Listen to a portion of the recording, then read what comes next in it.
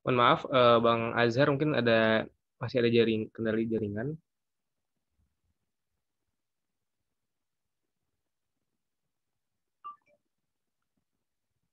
Eh, kita ganti saja kepada Bang Hafid, mungkin bisa mulai pertanyaannya, Bang.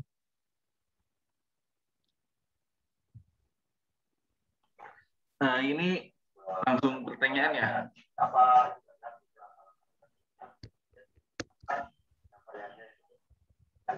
Cek, suaranya kedengeran? Kedengeran, Bang? Oke. Eh, sebentar, Anda cari. Tadi udah bikin pertanyaan. Oh ya. Eh, ini pertanyaannya untuk semua atau ditunjuk? Pilih. Sama kayak teknis sesi Oh, sesi 2. 2, iya, Bang. Baik, pada kesempatan kali ini, Anda nanya ada pertanyaan umum untuk semuanya. Tadi di awal progres teknis, visi misi, keinginan, dan bagaimana cara mencapainya itu sudah ditanyakan oleh panelis maupun pertanyaan dari panitia LPU. Jadi yang pengen aneh tanyain pada para kandidat, seperti yang kita ketahui bahwasanya Prodi HES ini bukan prodi yang seperti umumnya ya. Kita tahu bahwa mata kuliah yang ada di Prodi HES mulai tahun 2020 itu udah punya kurikulum tersendiri dan punya susunan tersendiri.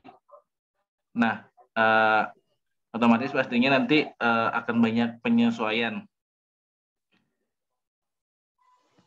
Akan banyak penyesuaian dari teman-teman Iktafi untuk waktu dan kegiatannya.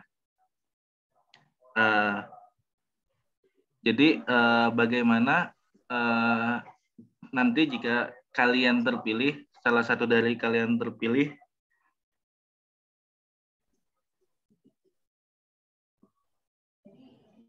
untuk mengatasi hal tersebut seperti itu. Karena tadi fokus dari kajian muamalat atau kajian ekonomi syariah, hukum ekonomi syariah sendiri kan nanti akan menyesuaikan dengan waktu kegiatan di luar seperti itu. Itu bagaimana nanti teman-teman jika terpilih menyesuaikannya. Ya, mungkin itu aja. Baik, Terkait terima kasih manajemen waktu kepada ya. Bang Hafid atas penyampaian soalnya. Baik, sama seperti tadi, saya tegaskan kembali lagi, dimulai dari nomor urut pertama, lalu kedua, lalu ketiga, lalu selanjutnya waktu timer yaitu 5 menit, dimulai dari kandidat berbicara. Terima kasih. Bismillah, izin menjawab terkait pertanyaan yang sudah disampaikan oleh Bang Hafid. Mungkin kita sudah sama-sama tahu ya bahwasanya anak, apalagi terkhusus anak 2020, S 2020 yang memang memiliki jadwal lebih padat gitu dibanding S 2019 ataupun sebelumnya. Nah, bagaimana cara kita mengatasi atau mencari waktu untuk mencari kegiatan di sela-sela waktu yang begitu padat gitu ya. Menurut pendapat saya, bukan pendapat saya, melihat beberapa waktu yang lalu, kita juga sempat mengadakan magang, yaitu kegiatan magang, yang mana itu melibatkan anak 2020, S 2020. Menurut saya dengan begitu banyaknya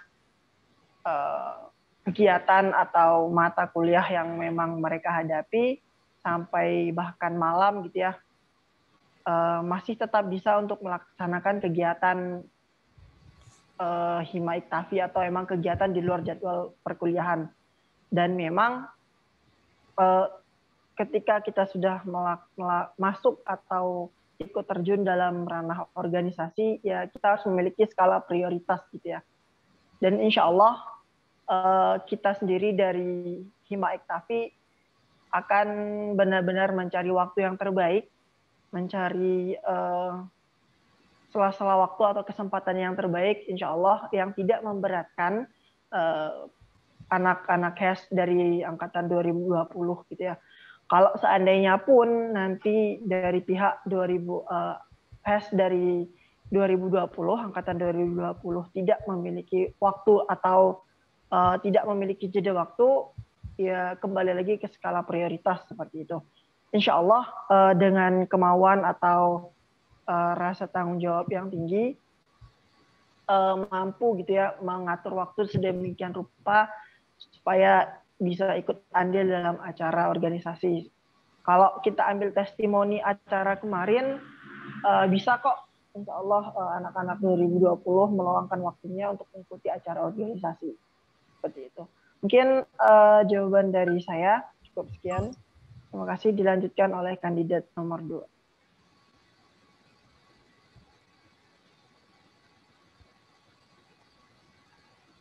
Baik, terima kasih atas penyampaiannya, Bang Maulana.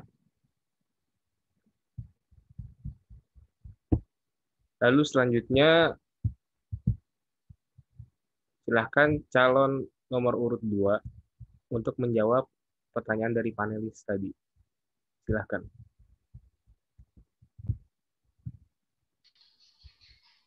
Baik, bismillahirrahmanirrahim.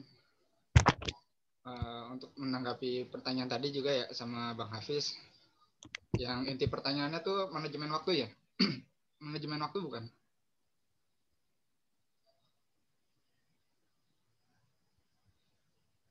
Kalau nggak salah seperti itu ya, manajemen waktu yang berkaitan dengan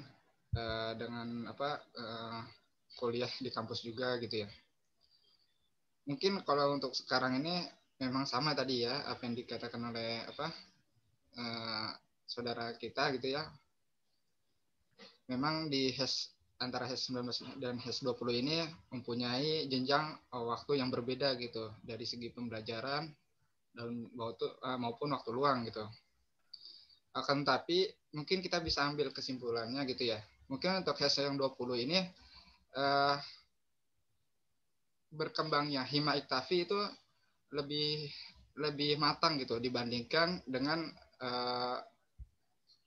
yang diampu oleh angkatan HES 19 sendiri gitu. Karena mungkin Iktafi yang dibawa nantinya akan oleh HES 20 itu akan lebih jejak lagi ya, akan lebih mantap lagi gitu. Yang mana program-programnya mungkin ya itu bisa menyesuaikan dengan program-program yang ada di internal kuliah gitu. Jadi dari HES 20 pun ini sampai terus penerusnya mungkin akan lebih mantap lagi dan lebih ini lagi ya, lebih memberikan kontribusi gitu. Kalau masalah waktu mungkin dari segi pengumpulan anggota dan lainnya mungkin akan makan waktu ya. Tapi kalau dari segi kinerja, insya Allah dari angkatan HES 20 ini Ana sudah melihat kayaknya ya. Ana sudah melihat bahwa kemantapan dari anak-anak HES 20 ini sudah sudah mempunyai basic ilmu yang sangat kuat gitu. Apalagi terjun di dalam Hima Iktafi itu sendiri gitu. Jadi insya Allah mungkin dari kinerja dan dari proker-proker yang akan dijalani HES 20 ini insya Allah akan berjalan lancar gitu. Mungkin itu dari Ana ya, kurang lebih mohon maaf. Assalamualaikum warahmatullahi wabarakatuh. Waalaikumsalam warahmatullahi wabarakatuh. Lalu selanjutnya kepada nomor urut 3 Bang Heru. Waktu dan layar saya persilahkan. Baik, terima kasih atas waktunya. Bismillahirrahmanirrahim. Untuk manajemen waktu sendiri, ya kurang lebih hampir sama dengan apa yang telah disampaikan oleh kandidat pertama dan kedua, yaitu kita sebelum sebelum kalau dari saya sendiri kan pasti ada tuh usulan-usulan terkait nanti kumpulan gimana, cari waktu senggangnya kapan. Pasti ada apa ya, komunikasi antar kita dengan anak-anak 20 khususnya ya. Kalau 19 itu masih sedikit luang waktunya karena jadwalnya juga cukup renggang dalam seminggu. Jadi yang kita prioritaskan itu pasti pendapat dari anak-anak 20. Soalnya kan kita juga ngikut nyesuaiin jadwal mereka yang lumayan padat. Apalagi apa ya, pesan saya, berorganisasi itu emang penting banget sih. Tapi lebih penting sekali tuh kuliah kalian gitu. Soalnya bisa apa ya? Bisa dibilang tujuan kalian ke SEB itu apa sih gitu? Kuliah kan. Jadi ya pasti kita harus prioritasin kuliah dulu, mata kuliah. Habis itu organisasi. Jadi mungkin kalau kumpulan yaitu koordinasi dari kita ke anak 20-nya itu bisanya kapan dan gimana. Mungkin kalau malam tuh nggak sampai Jamal kan ya, kalau mata kuliah itu kita pasti bisa ngambil sela-sela lah di antara itu. Terus kalau nggak gitu biasanya ada weekend juga, ya masa nggak ada waktu setengah jam atau sejam. Jadi kumpulan isinya kita langsung to the point dan nggak terlalu banyak apa ya, basa-basi gitu, biar kumpulan itu singkat tapi langsung menghasilkan solusi dan pemecahan masalah yang tepat. Mungkin itu sih dari saya. Terima kasih dan mohon maaf bila ada kurang. Iya, baik. Terima kasih atas jawabannya. Nomor urut 3, Bang Heru.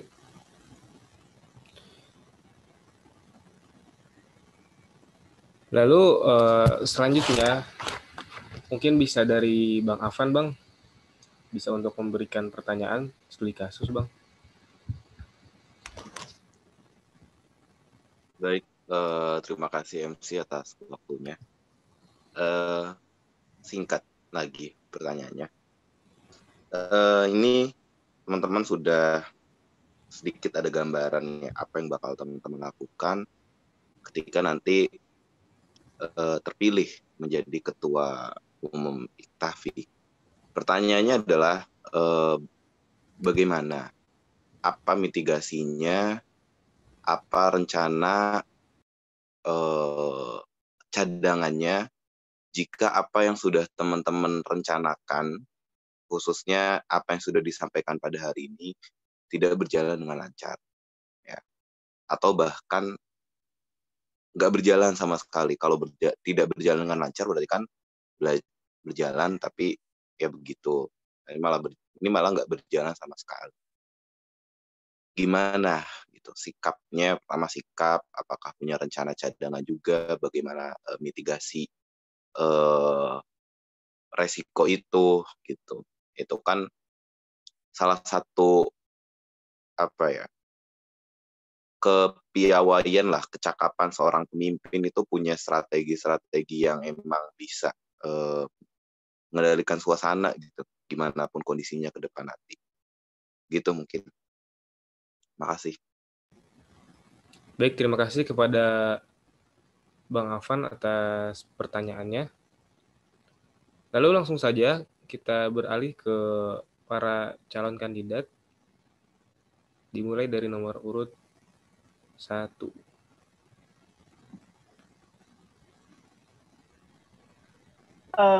Baik, bismillah, mencoba menjawab dari pertanyaan Bang Afan, yang mana beliau bertanya bagaimana sikap atau tindakan yang harus dilakukan ketika ada program kerja yang sudah kita siapkan itu tidak mampu terlaksana dengan baik atau bahkan sampai tidak terlaksana.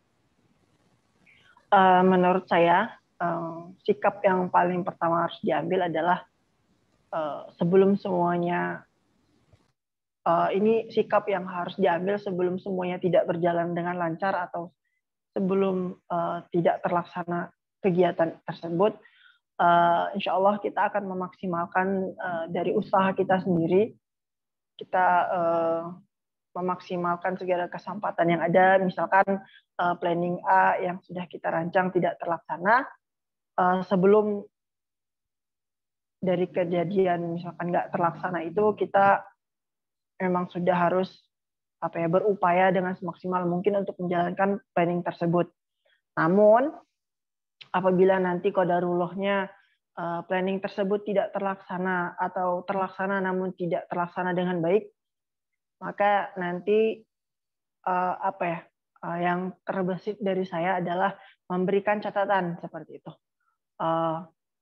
Kenapa program ini tidak berjalan? Kenapa hal ini bisa tidak berjalan dengan baik, itu diberikan catatan.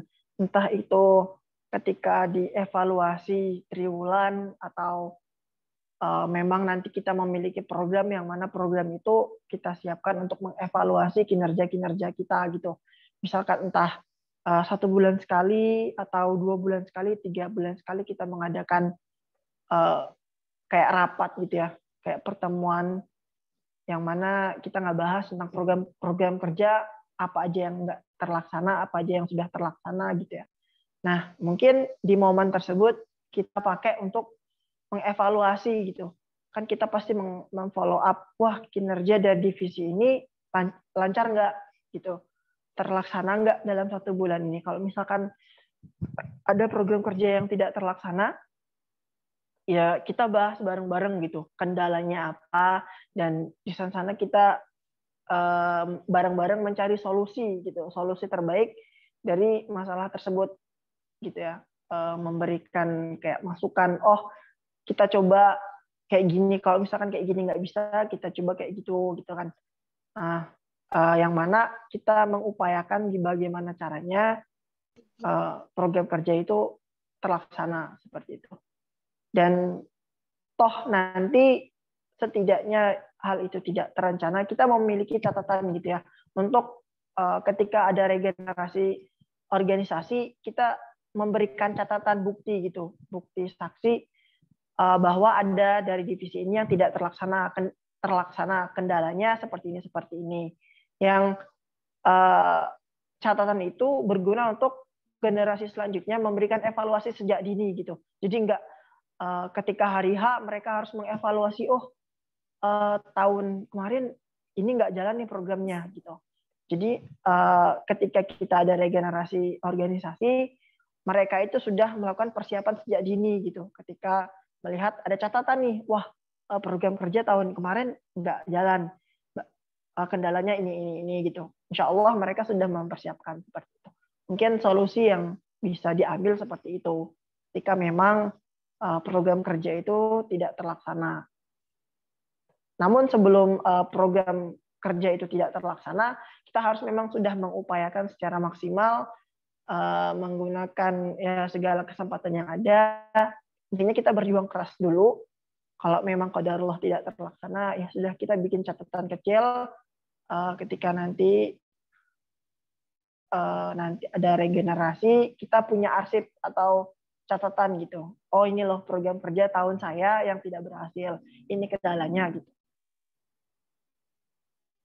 Ya mungkin seperti itu dari saya, menjawab pertanyaan dari Abang Afan terkait bagaimana sikap kita ketika ada program kerja yang tidak terlaksana.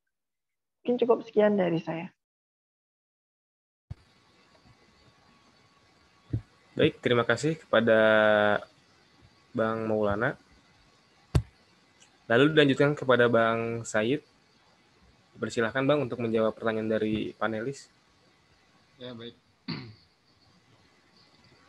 Ya, untuk pertanyaan tadi ya, rencana cadangan jika rencana kita di dalam sebuah organisasi itu tidak terlaksana gitu ya. Langkah awal sebagai pemimpin sih, karena memang harus menyikapi dari semua anggota ya. Jadi kita harus mengenali seluruh anggota kita gitu. Jadi apakah mempunyai masalah, ada problem lain di sekitar, di luar dari organisasi itu sendiri gitu kan. Jadi kita harus sering-sering berkoordinasi gitu tujuannya. Utamanya di situ. Karena koordinasi ini kita bisa melihat dan bisa bisa menilai gitu kalau orang ini bagaimana kinerjanya dan kenapa dari kinerja ini dia tidak bisa mengerjakan misalnya dari satu sisi divisi atau departemen ya misalkan gitu. Ya, kita harus sering-sering koordinasi gitu. Dan akhirnya kita mengadakan evaluasi si ujung-ujungnya. Jadi utamanya itu sebagai seorang pemimpin ya kita harus berkoordinasi juga gitu bersama para keseluruhan kita gitu ya supaya kita bisa menimbang bagaimana rencananya untuk bisa mengupgrade lagi gitu bisa membalikan lagi dari rencana-rencana yang kita rencana-rencana yang telah gagal gitu ya kita bangun kembali gitu karena jangan sampai rencana-rencana yang kita buat itu terlepas begitu saja gitu. Jadi kita utamakan koordinasi, terus juga bisa mungkin menanyakan perihal-perihal lain dalam masalah sehingga nantinya kita kalau sudah bisa berjalan lagi bersama kita bisa merumuskan rencana-rencana kita yang akan dibuat nantinya. Mungkin itu dari Ana gitu ya.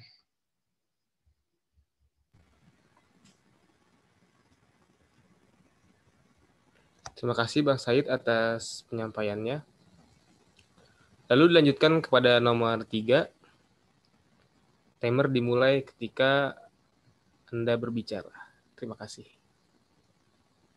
Terima kasih.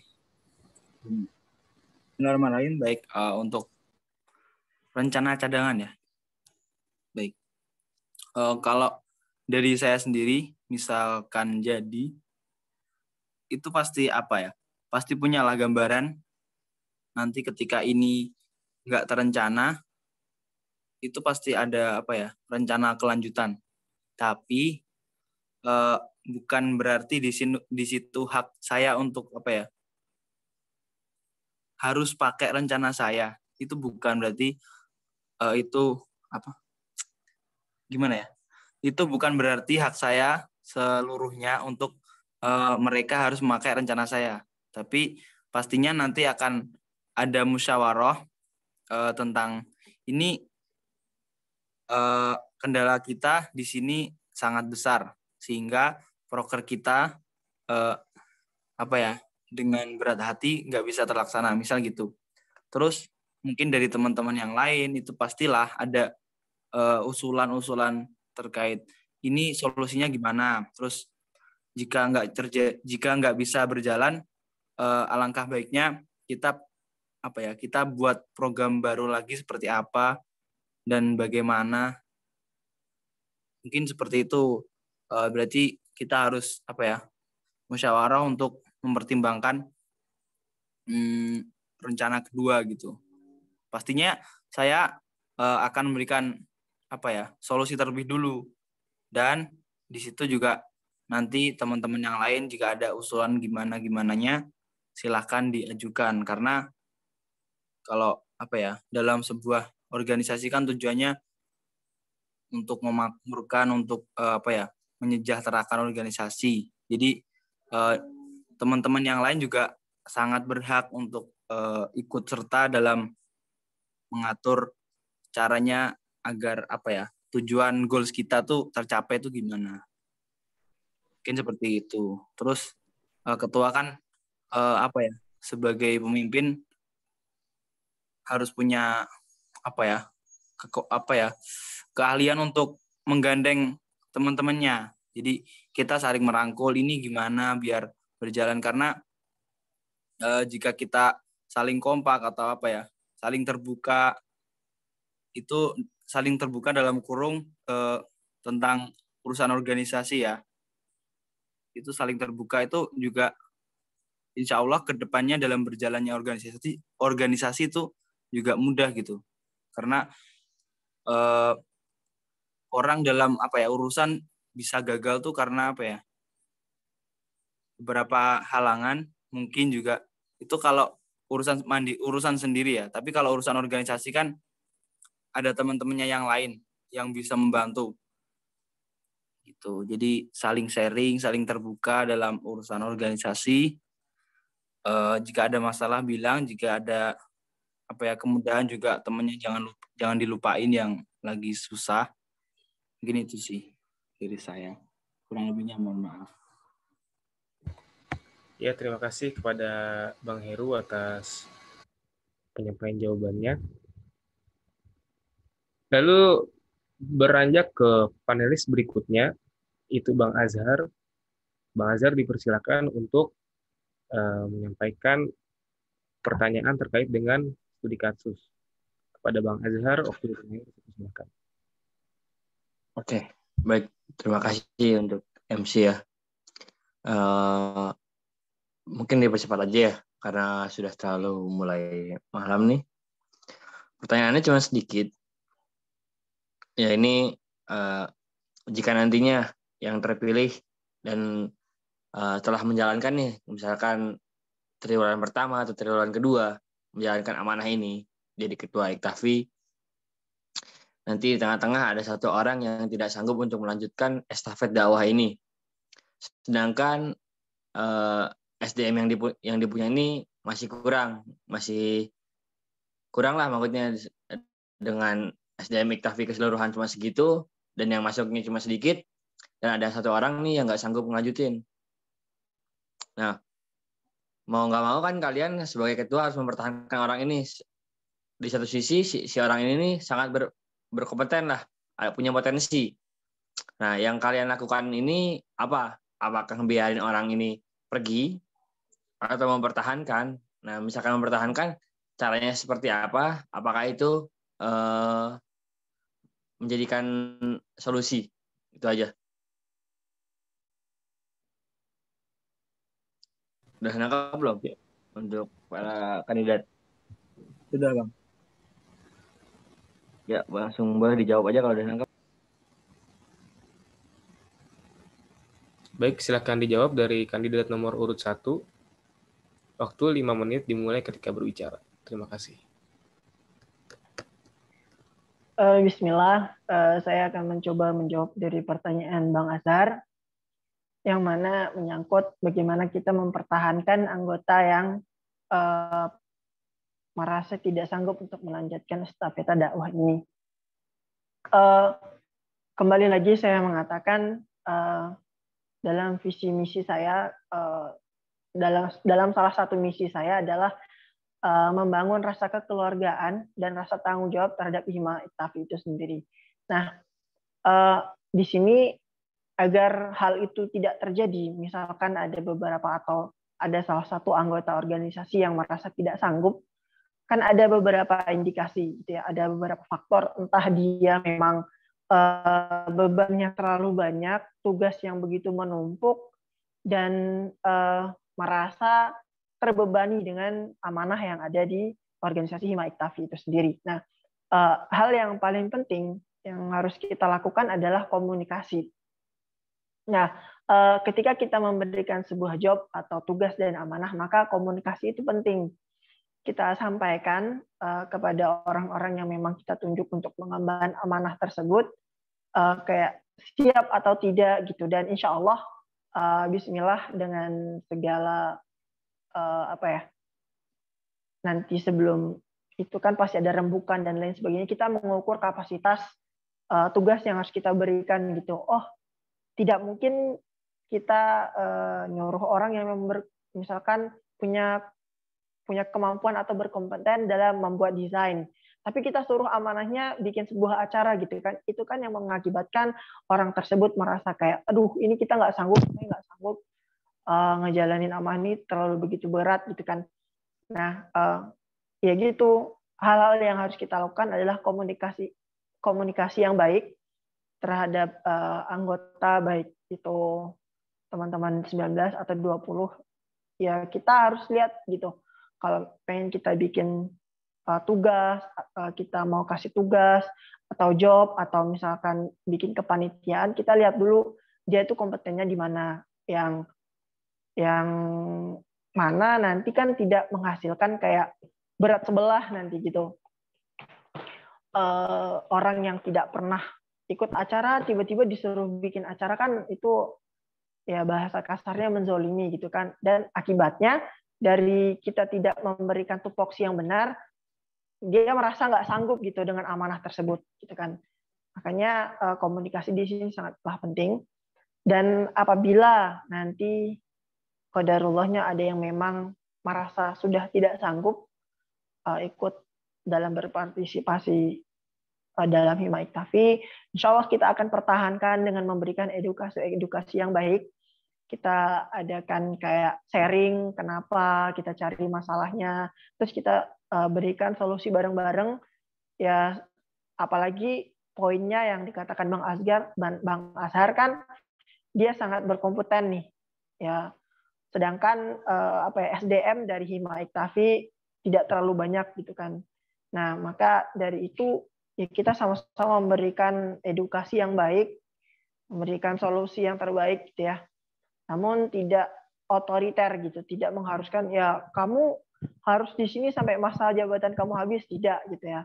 Ya tetap kita memberikan hak pilih bagi dia. Namun sebelum kita menyerahkan hal itu kepada orang yang bersangkutan, kita berikan edukasi terlebih dahulu gitu.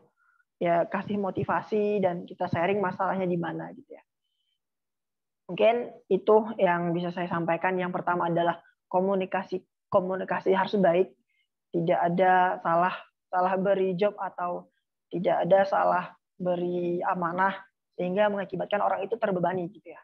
Karena memang tujuan dari Hima Iktafi itu membantu atau mengukuhkan teman-teman di Prodi HES itu sendiri gitu. Jangan sampai Hima Iktafi itu memberikan tugas-tugas atau beban-beban baru kepada teman-teman. Dan yang kedua, kalau memang terjadi ada beberapa anggota yang ingin stop atau berhenti dalam estafeta dakwah di Hima Iktafi, ya kita berikan seperti edukasi, share.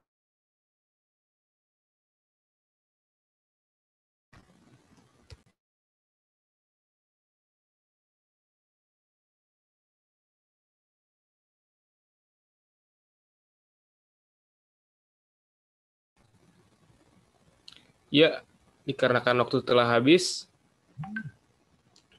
mohon maaf sebelumnya tidak mengabarin terlebih dahulu, karena di layar handphone saya mati HP-nya. Ya mohon maaf Bang, waktu telah habis. Terima kasih atas penyampaiannya. Lalu lanjut ke nomor urut 2, waktu dan layar saya persilahkan.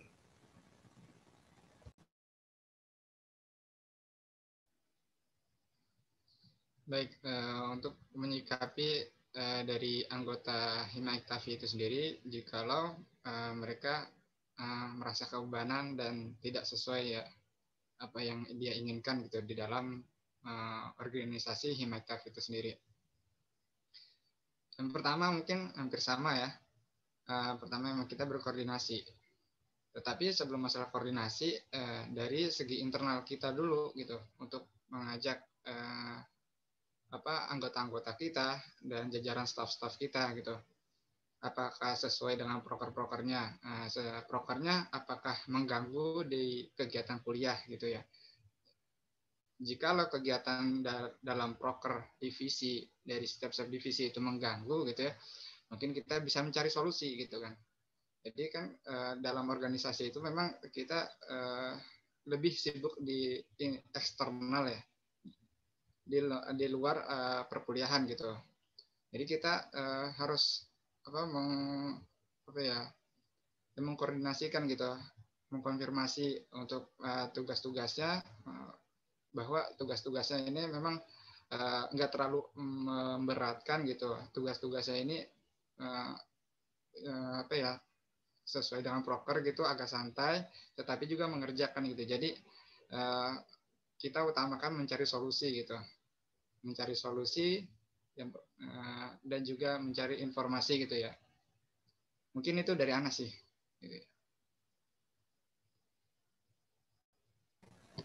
Baik, terima kasih kepada nomor urut 2 atas penyampaian jawabannya. Lalu lanjut ke nomor urut 3. Waktu 5 menit dimulai ketika berbicara. Terima kasih. Baik, Terima kasih sebelumnya. Bismillah. Dari kandidat pertama dan kedua itu sebenarnya sudah cukup mewakili sih. Cuma yang perlu saya tambahin itu kan yang pertama itu apa ya, orang tidak betah dalam suatu apa ya, organisasi atau forum ataupun sekumpulan apa ya, apalah itu pasti ada beberapa masalah kan ya.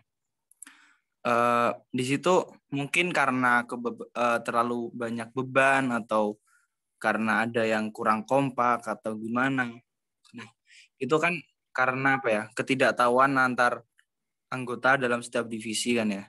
Jadi saya usahakan nantinya itu apa ya, antar anggota tuh saling apa ya, menjaga hubungan gitu. Jangan baru menghubungi ketika ada perlu.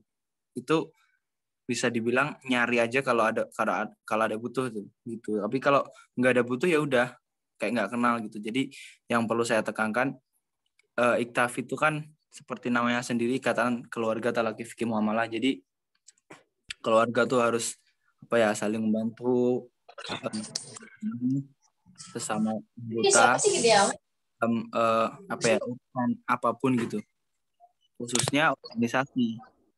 Bukan khusus sih, itu emang wajib kalau dalam organisasi saling membantu.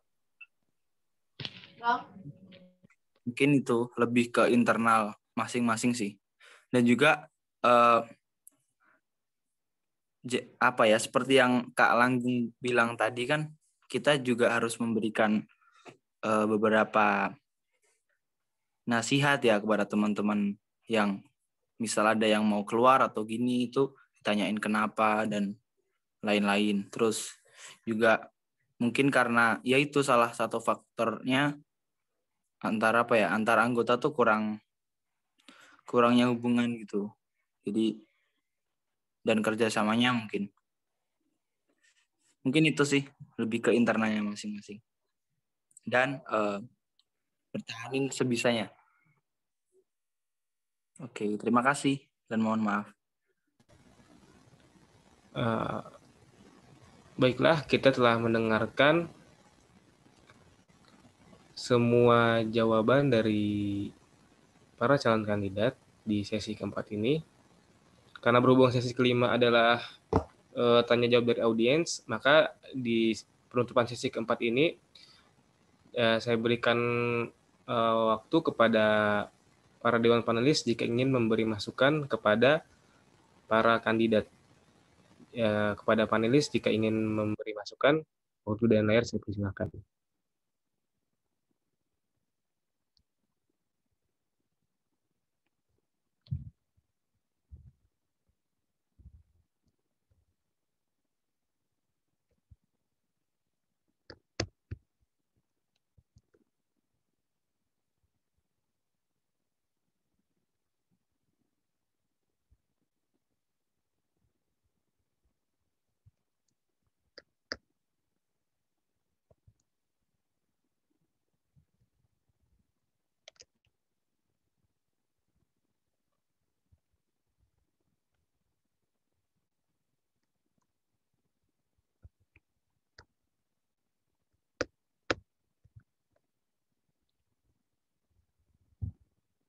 Baik, jika tidak ada masukan dari dewan panelis, kita langsung saja ke sesi 5, yaitu pertanyaan dari audiens. Saya berikan kuota kepada 2 orang saya berikan kuota 2 limit kepada ikhwan dan akhwat. Jadi total 4 penanya pada malam hari ini. Baik, para audiens, jika ingin ada yang ditanyakan, silahkan.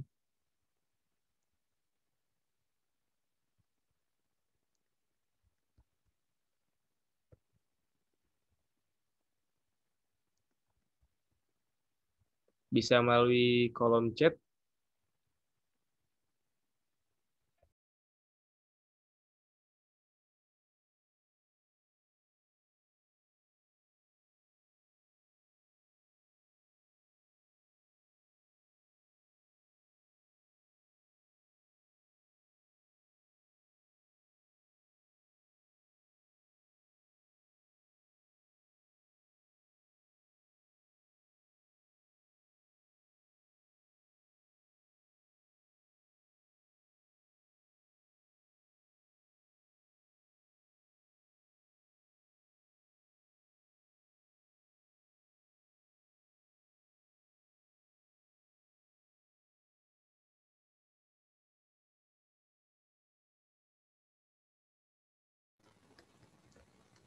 Nampaknya di kolom chat sudah ada satu penanya dari Kak Yufa Anida Azahra.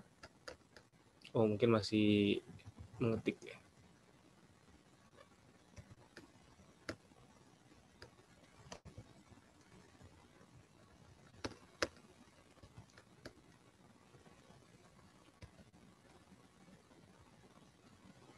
Izin bertanya buat semua kandidat. Ya, dipersilakan, Kak.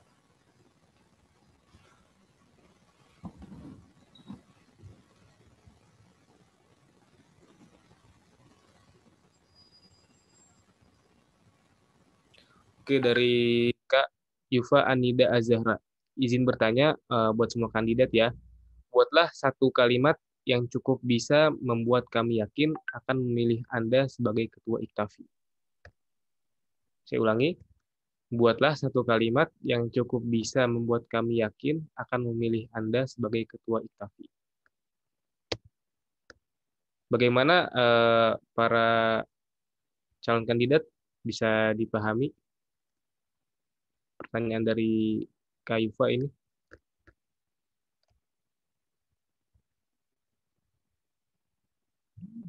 Insya Allah bisa. Kita acak aja. Mungkin dari Kak Heru bisa disampaikan, Kak.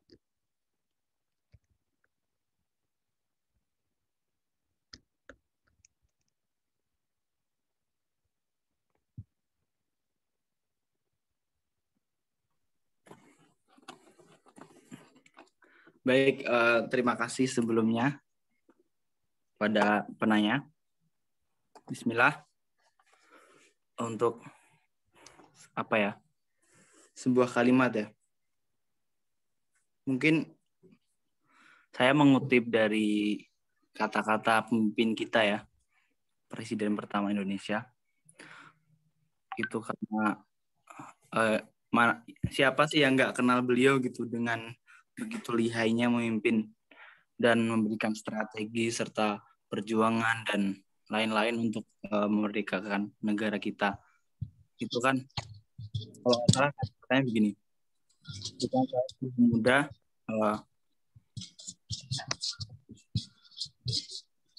akan menggoncangkan dunia. Jadi intinya beliau tuh sangat membutuhkan para pemuda karena apa? Karena pemuda tuh masih dalam segi pikiran masih juga belum terlalu banyak beban, dari segi kekuatan juga masih banyak apa ya, energi gitu. Otomatis sangatlah pantas jika beliau memilih seorang pemuda sebagai apa ya, garda terdepan untuk memajukan sebuah negara. Mungkin itu sih kutipan dari Bung Karno. Terima kasih dan mohon maaf. Terima kasih ke Bang Heru atas penyampaian jawabannya. Lalu lanjut ke Bang Said, Bang. Bisa diberikan kalimatnya? Ya baik, mungkin kalimatnya hampir sama juga ya. Tapi ini mungkin kita agak sedikit ke arah bahasa Arab gitu. Jadi kita udah pernah dengar gitu ya. Kullukum ra'in wa kullukum mas'ulun an ra'iyatihi. Jadi setiap kalian adalah pemimpin gitu. Jadi siapapun kalian adalah pemimpin gitu. Nggak harus di dalam sebuah organisasi, tapi kalian sendiri adalah pemimpin bagi jiwa dan diri kalian sendiri gitu. Maka mereka bertanggung jawab. Maka para pemimpin ini mereka adalah bertanggung jawab gitu atas perbuatan dan tindak lakukannya gitu. Jadi seorang pemimpin ya berani bertanggung jawab. Mungkin itu dari Ana. Iya, terima kasih Bang Said atas penyampaian jawabannya. Lalu selanjutnya kepada Bang Langgeng Maulana, dipersilakan untuk menjawab pertanyaan dari audiens tadi.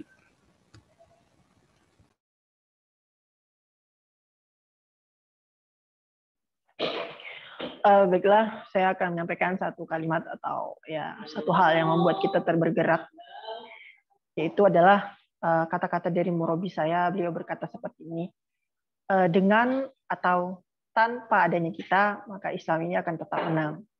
Saya ulang kembali, dengan atau tanpa adanya kita, Islam ini akan tetap menang.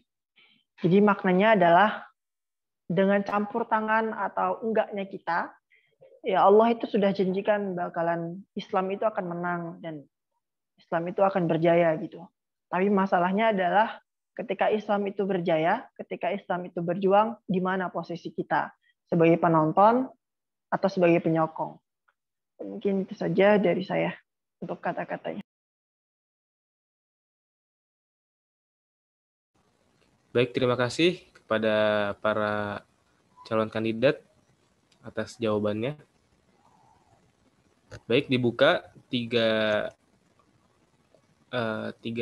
kuota lagi untuk bertanya, 2 ikhwan dan 1 akhwat, karena tadi 1 akhwat sudah.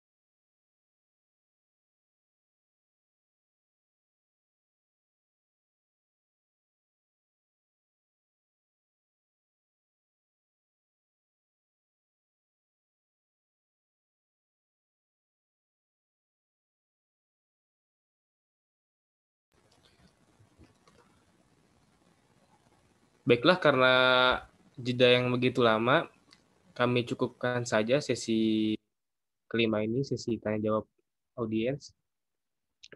Terima kasih terima kasih kepada abang-abang calon kandidat.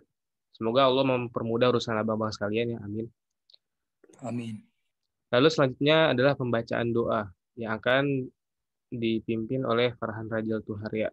Kepada Farhan, waktu dan layar saya persilahkan.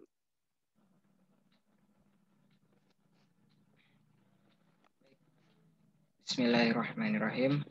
Sebelum kita berdoa, alangkah baiknya kita meminta ampunan kepada Allah Subhanahu wa taala dengan beristighfar. Astagfirullahalazim, astagfirullahalazim. Astagfirullahalazim. A'udzu billahi minasyaitonir rajim. Bismillahirrahmanirrahim. Alhamdulillahirabbil alamin, hamdan syakirin, hamdan naimin, hamdan yuwafi ni'amahu wa yukafi mazidah. Ya Rabbana lakal hamdu wa lakal syukru kama yanbaghi li jalali wajhikal karim wa azimi sultanik. Allahumma salli wa sallim ala nabiyyina Muhammadin wa ala alihi wa sahbihi ajma'in. Allahumma ighfir lana dhunubana wa liwalidina wa limasyayikhina wa li jami'il muslimina wal muslimat wal mu'minina wal mu'minat al ahya'i minhum wal amwat.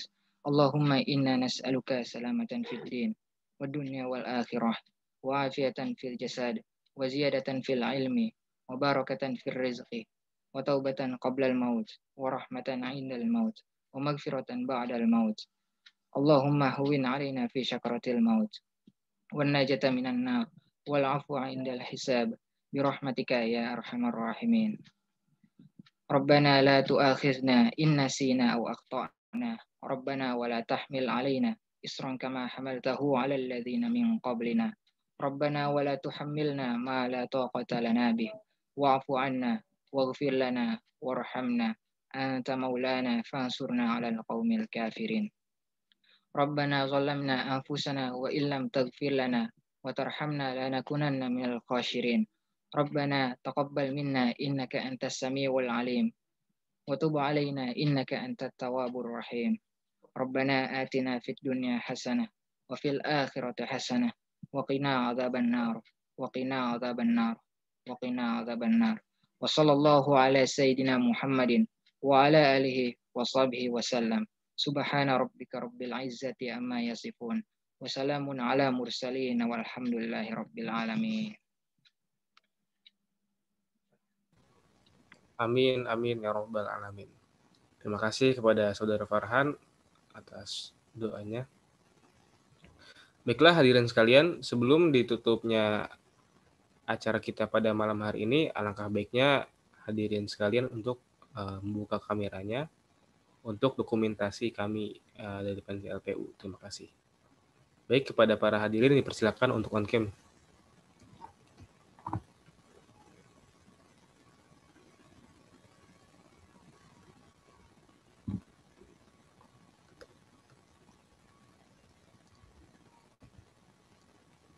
Baik, ini masih sedikit yang on cam.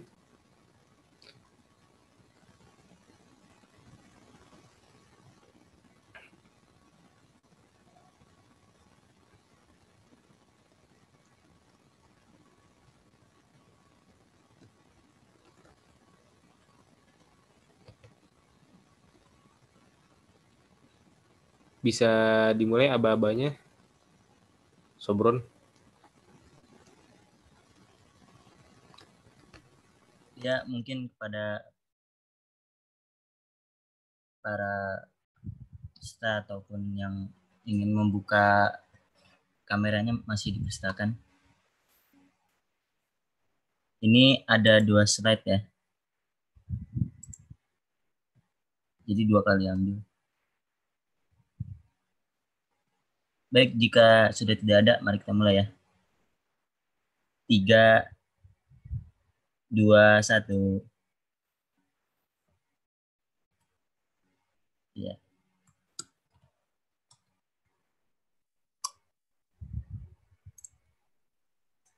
Sebentar ya.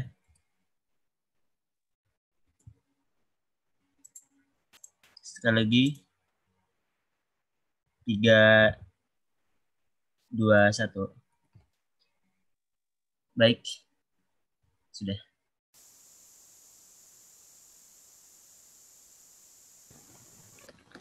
Ya, baik. Terima kasih kepada hadirin yang telah on cam. Baiklah, sampailah kita di penghujung acara. Saya Ahmad Syakir selaku MC pada malam hari ini meminta maaf yang sebesar-besarnya kepada para hadirin sekalian karena kami menyadari masih memiliki banyak kekurangan. Adapun kritik dan saran kami terima dengan lapang dada. Billahi taufiq wal hidayah, waridho wal inayah. Akhirul kalam, wassalamualaikum warahmatullahi wabarakatuh. Waalaikumsalam warahmatullahi wabarakatuh.